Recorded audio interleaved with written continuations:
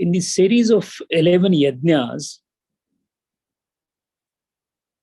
the last shlok that we saw, it's speaking about Shrotradini Indriyani. When Indriyani has already been spoken, why Sarvani Indriya Karmani? We already spoke about Indriyas. And this is a different yajna that we are talking. Then how that Indriya yajna was different than this Indriya yajna that is being spoken here? And the difference lies in the words Anye Shrotra Adini Indriyani is in 26th shloka.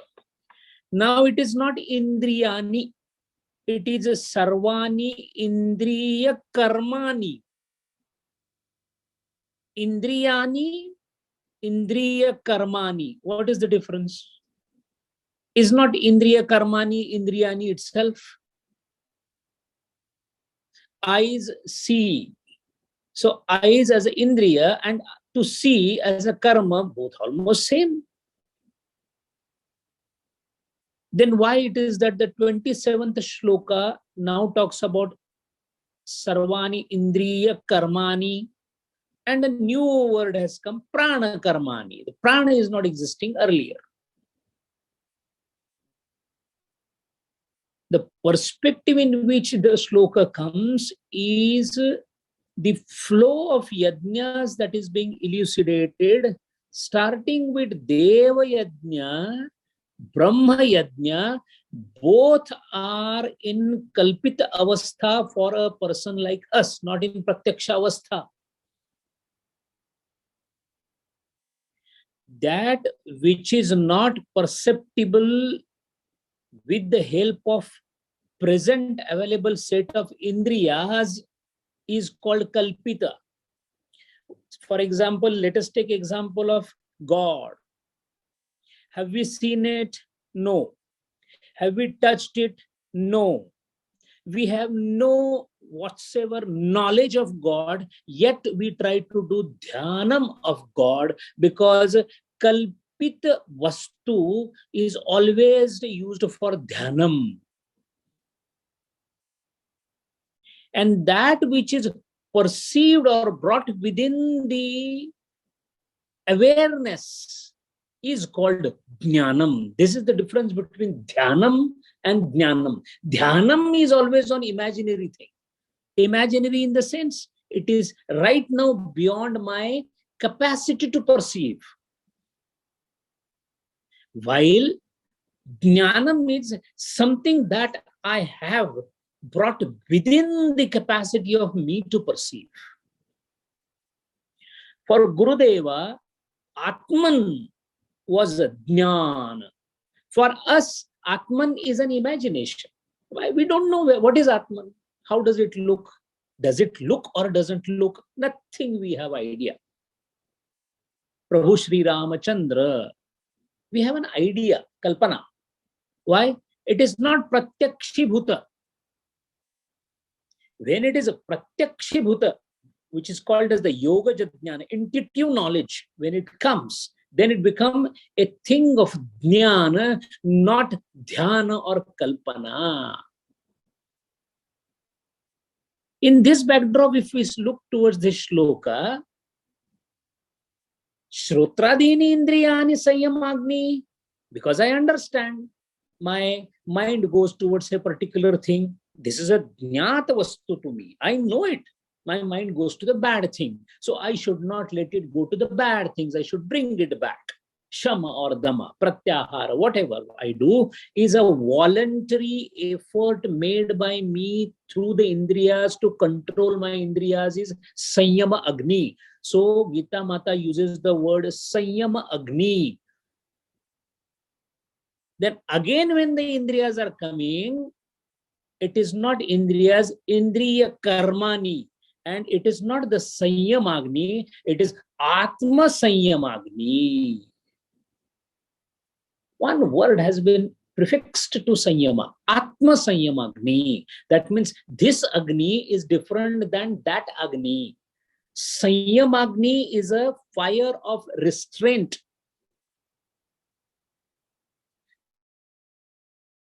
Self-restraint.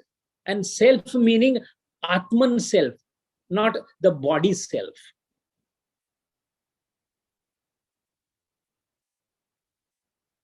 That means we are now going to the subtler level. Previous shloka was for the sthula sharira. Now we have completed the sthula sharira shamadama. So now the internal journey has to begin. The first station in the antar pravasa is sukshma sharira. That agni, that yajna of sukshma sharira is being talked about now. Shabda sparsha rupa rasagandha and the 5 sense organs visibly available for us to practice through shamadama is all at the sthula sharira level. That is also an yajna that is described in 26th shloka. In 27th, now we are going inside. And what is this going inside? You had 5 powerful instruments given to you along with the buddhi, mana, etc. So what was happening? It was butchering wrong things. They were very sharp weapons, but they were used for butchering wrong things and creating troubles. So you restrained them and brought them back, cleaned them. Now you have 5 instruments ready with you, completely cleaned and sharpened. What do you do of them? Now you use them for the antar pravasa. The same indriyas are going to be used now for the proper usage. So preventing the improper usage is 26th shloka. Utilizing it for proper usage is 27th shloka. So 27th is retracting. 27th is directing. Pravartaka.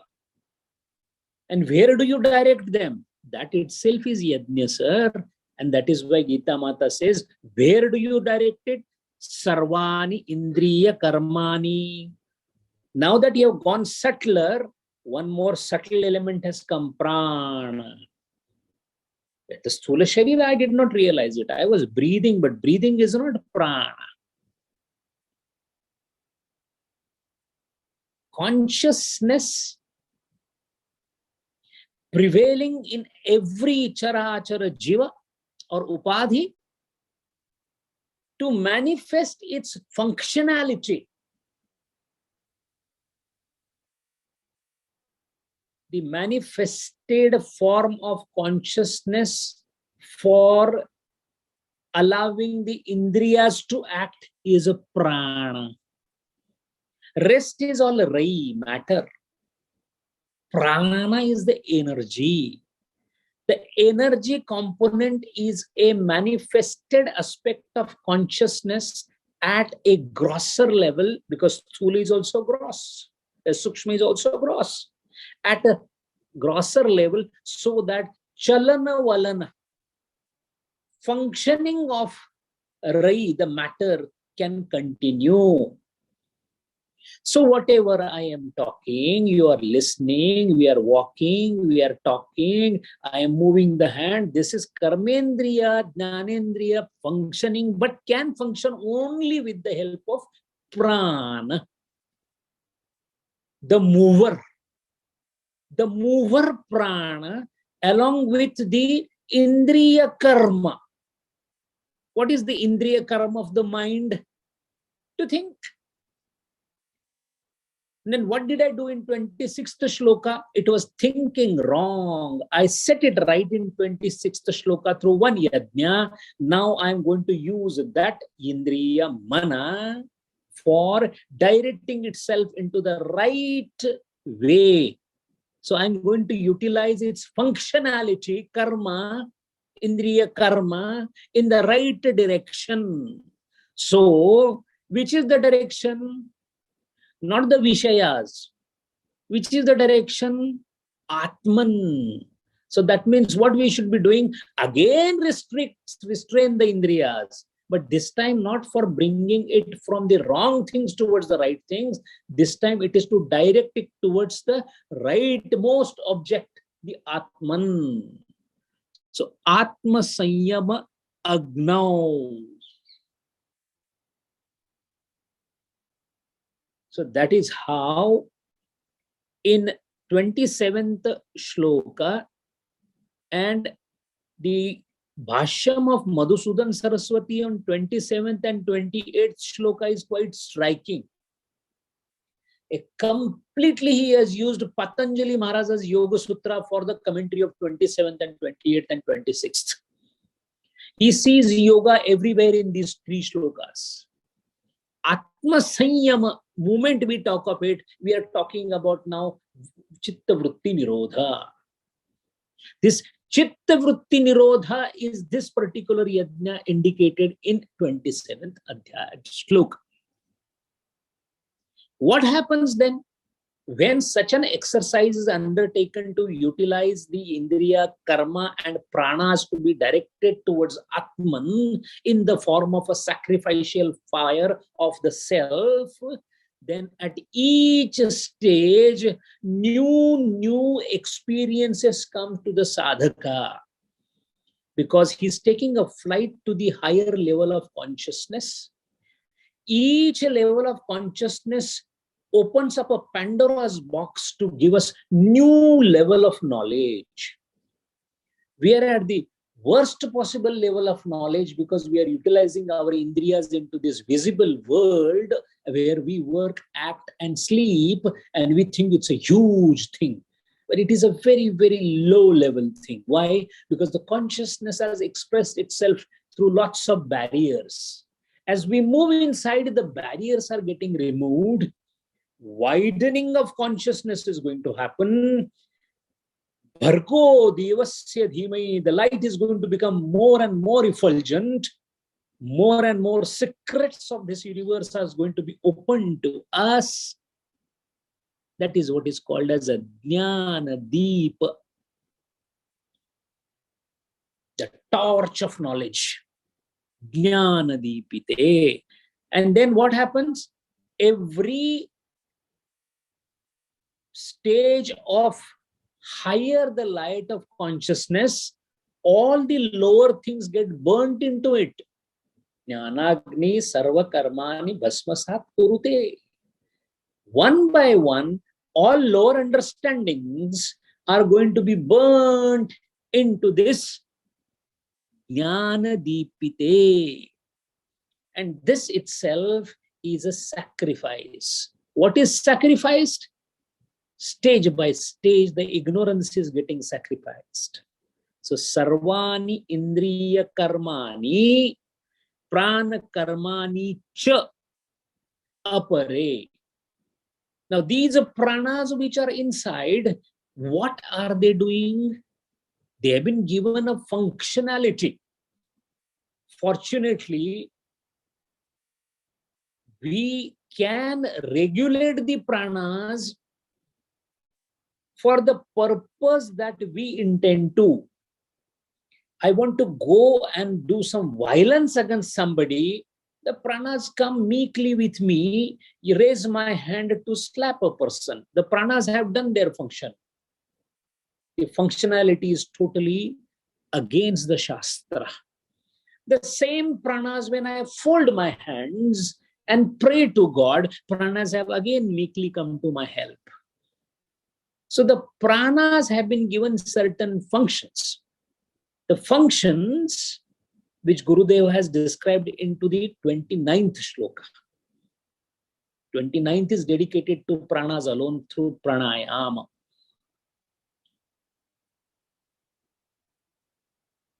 Pratyahar we have done in 26th. Now we are doing dhyana, dharana, samadhi. So dharana, dhyana and samadhi is Atma Sanyam Yoga.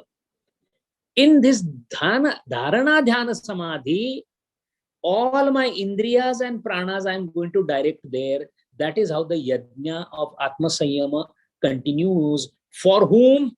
For the yogi, not for us. because we have not entered into this yajna at all. Why we have not entered into this yajna? Because, sir, all the yajna implements are in some other use. My Indriya is into some stupid lane of objects and enjoyments of the world.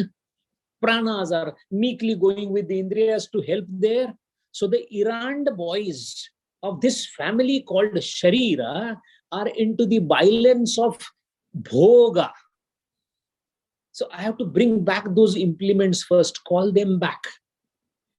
That I did by Pratyahar in 26th Shloka. Once I bring them back, now I have to see that all my Indriyas and their functionality, karmani, is now getting directed towards the Atman.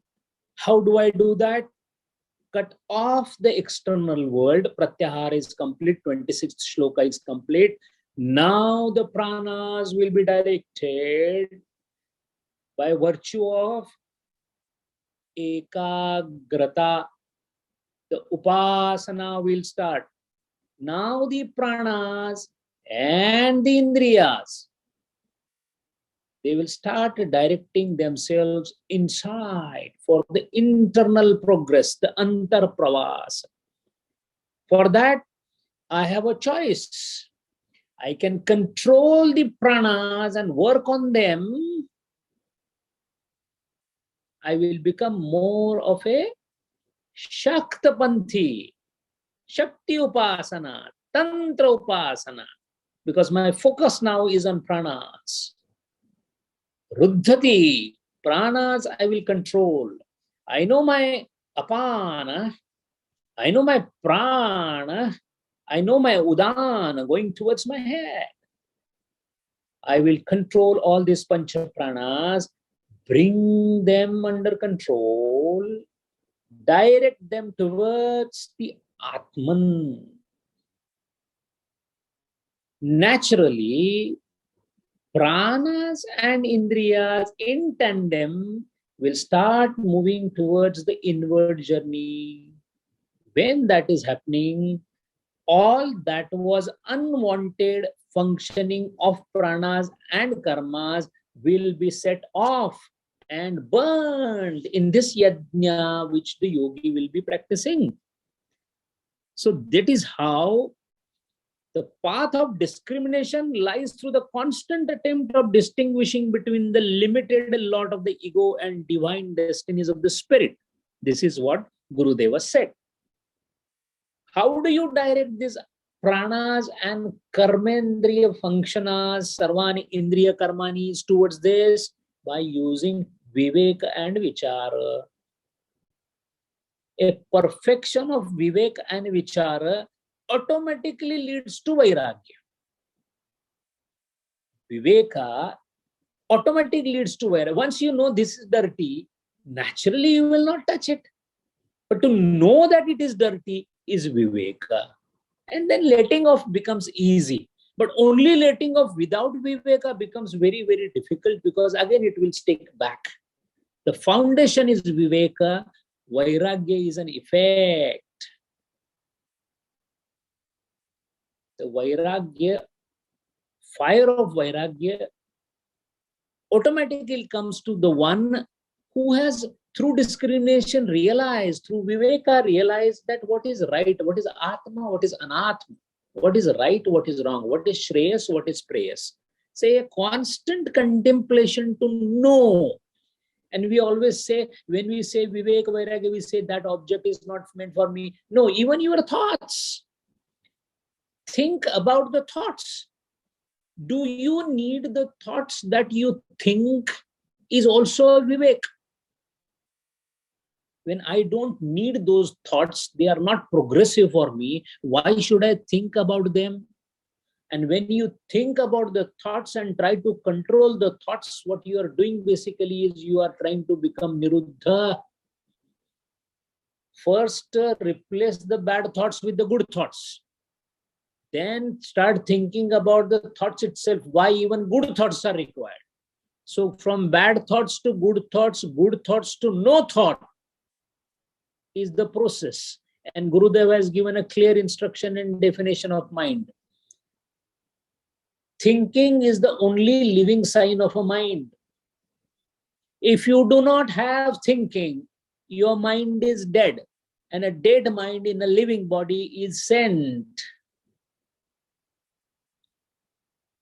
In this manner, the Atma Sanyama Agnau Juyati Jnana Deepite. And the Jnana Deep will become wider and wider and bigger till Shatasurya. And that is the reason in Gayatri Mantra, one of the most respected mantras, we pray that the effulgence should continuously be there. Bhargo. Of what kind of effulgence? The same at what the Devas are enjoying. Bhargo Devasya Dhimahi. Devasya Bhargo Mahi Dhihi. In my brain, in my mind, in my buddhi, let the effulgence of the knowledge of the gods come and reside. But sir, this is too higher a yajna. I am still struggling with my day-to-day life. You are talking about Atma Sanyama, Vairagya, Viveka, directing, concentrating, focusing, etc. Sir, I am a very poor mortal. Every now and then I get trapped with these Vishayas. How can I do that?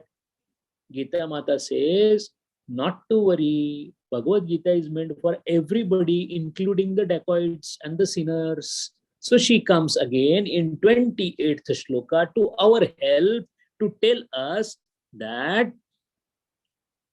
if you can't do this yajna, come down a step. This is a sopan. Step by step you are going up.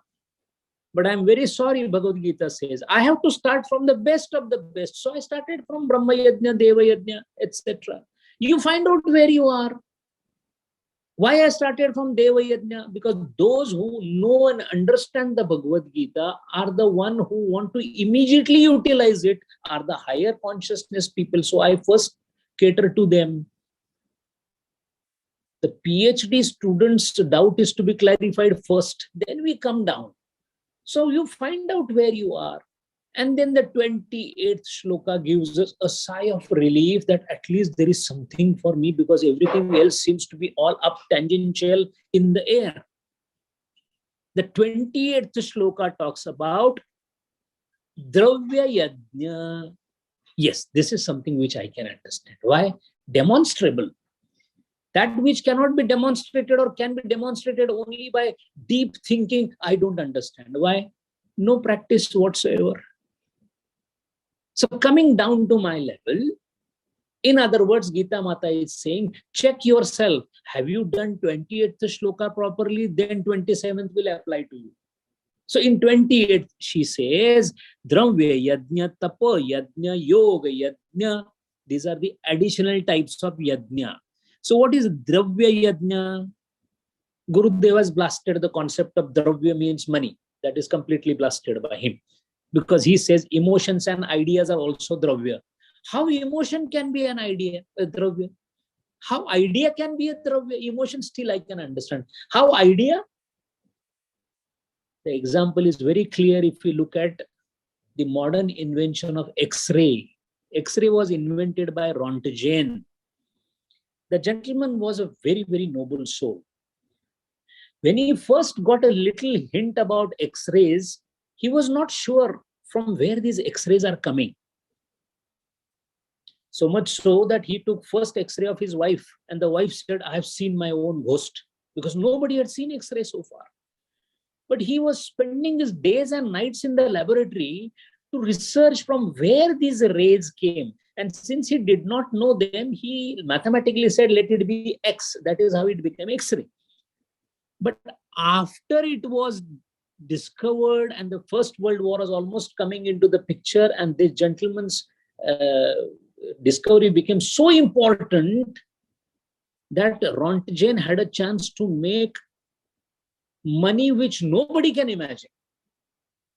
If he would have patented the X-ray, he would have been the richest person in the world ever lived, because it was such a critical invention. In fact, one of the first degree awarded to him for this discovery was a doctor of medicine. Of course, he got 1901 Nobel Prize, but he said, ethically, I cannot take this money. So I have to give this as a free discovery to the mankind. And he did not patented the X-ray. This is how you can give your idea in Datrutva. So Dravya Dana, he did the highest Dravya Dana. Now we don't have the brain of Rontgen, so we will not be finding out another Z ray or gamma ray or whatever. That is not our cup of tea, because we are mortals, we are not research scientists or Nobel level. But we are definitely endowed with richness of anukampa, love, kindness, sympathy, and affection. These four are inbuilt in us. We are hell-bent on destroying it, but God has given it in abundance. Little bit of scratching on the top and it springs out, the anukampa. A dog is wincing with pain, can't feel comfortable, feel like immediately going and helping the poor soul. Anukampa, Vaishnava Janato Tene Kahiye, Peer Parai Jane Re. Peer khud ki to everybody knows. In fact, 99% of the time we are talking about our own trouble. What to tell you, how much I am tension, so difficult, my situation, but still I did. Enough of your own ballads. There is a world existing around us that has sustained you, Sahayajnaha. Think about them. At least this is something demonstrable by brain, understandable by brain, doable by us. At least let us do that. But Maharaj, in that also there is a problem. Why? If there is no problem, there is no need for Hegdeji to announce that, Guru Dakshina, Guru Dakshina. Why? Datrutva is also absent. When animals start listening to Satsanga, then the announcement of such type needs to be made, because a human who is listening to Satsanga should be thinking this way, that I am getting my lifetime philosophy to change my life, and I am not able to depart that small 500 or 400 dirham from my pocket. Even at a time when the God has given me 20 times than that. So Datrutva has nothing to do with how much you have. Datrutva has all the things to do, how much can you give? And Vivekananda Ramakrishna Paramahamsa has given us the formula. Give the jiva, give the life, they say, for jiva seva. And jiva seva is the Shiva seva. So this is one yajna, absolutely understandable, absolutely doable. And if this is not done, Brahma Yajna and Deva Yajna will be just an academic discussion, so that people can call you, what a student of Gita, he knows the Shloka by heart. He came by heart and he went without heart. The one who does acharana of Gita is the only one who may get bliss. Rest all will be getting only blisters. Dravya Yajna, Tapa Yajna. Tapa Yajna, to control the sense life, Gurudeva says, is Tapa Yajna. Now, Tapa Yajna control, what control? When the doctor is talking to me that you are a diabetic, you are hypertensive, don't take salt, don't take sweet. Still, I say sometimes, especially in Diwali, how can you control it? If you cannot control your own diet for your own health, what Tapa Yajna you are going to do? I try getting up at around 7 o'clock. What Tapa Yajna you are going to do? I am now going to reduce myself, because my joints are paining. Sir, 20 years your joints are taking so much of weight of your body. You never realize that you are doing something wrong. What kind of tapa you can do? You cannot sit at one place for more than 10 minutes. There is no austerity left in our life. 1 month, 2 months passes, you want to buy another cloth.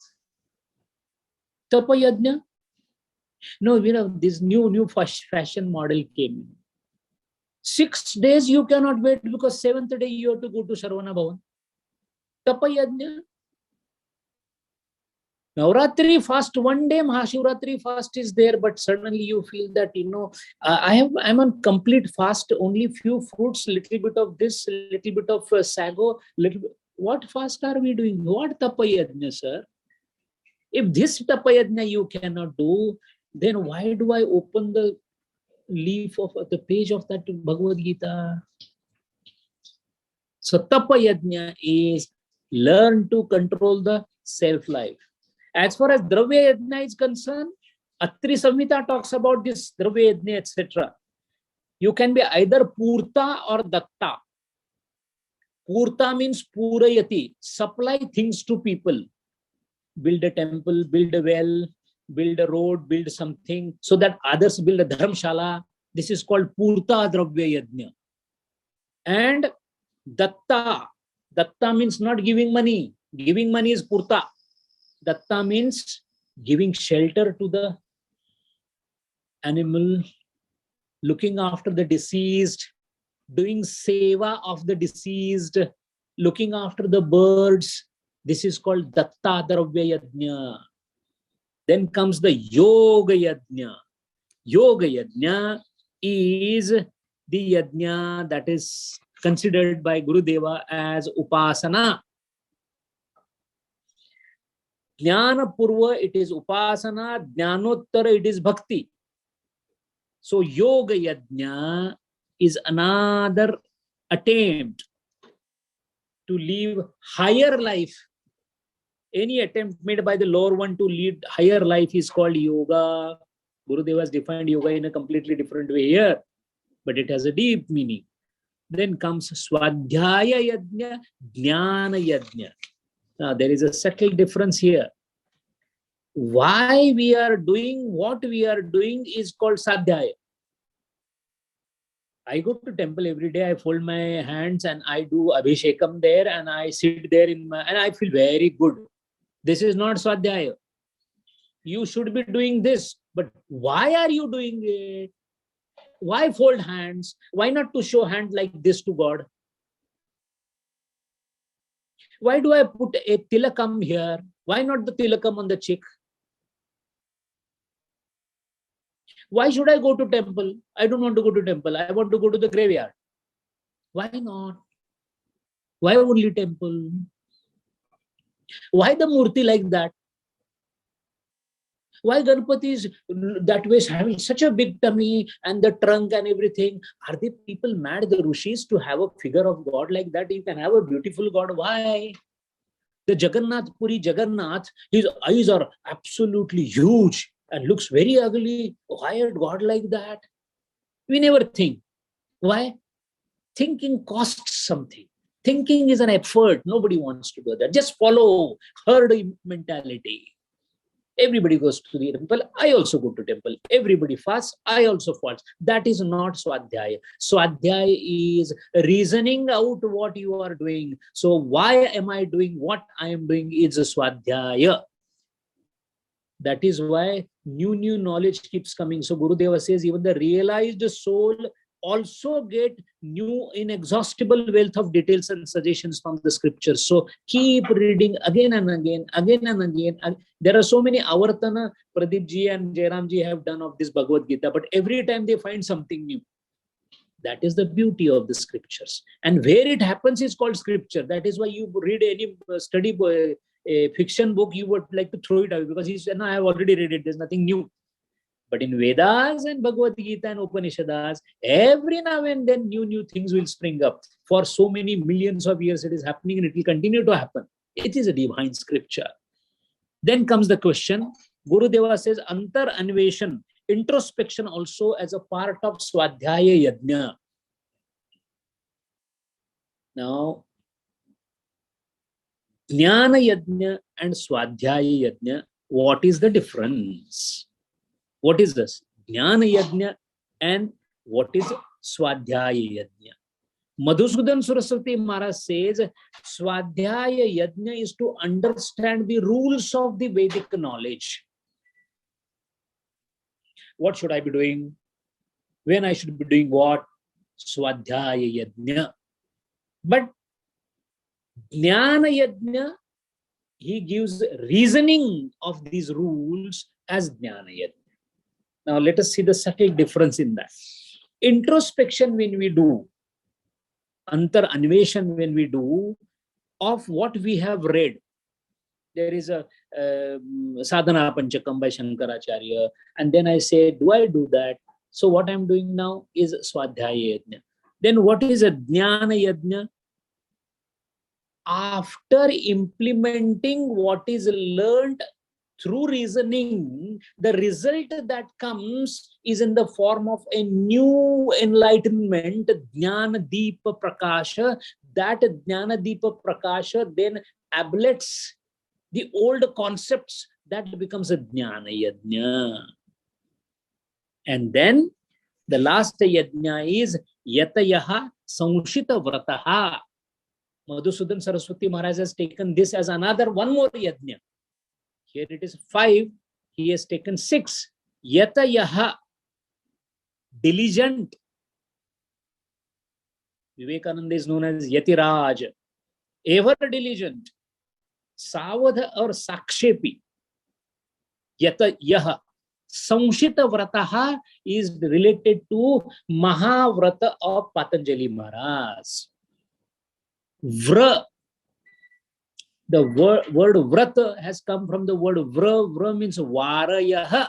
Varayaha matlab to avoid. Nivrutti rupi karma is called vrata. So the one who takes this kind of vow that I will never ever till the last breath of mine, till my existence as upadhi, I shall not do any violation of yama and niyama, is called Mahavrata. The one who does is called Yatayaha or Yati, the ever diligent. So that is the last part of the Yajna. So these 28th Shloka Yajnas are the one where we should start ourselves, so that we reach to 27, then we reach to 26, and then we reach to a stage where no apare, only pare, we become Parabrahma, so no more Yajna, because Parabrahma cannot do Yajna. Hari Om.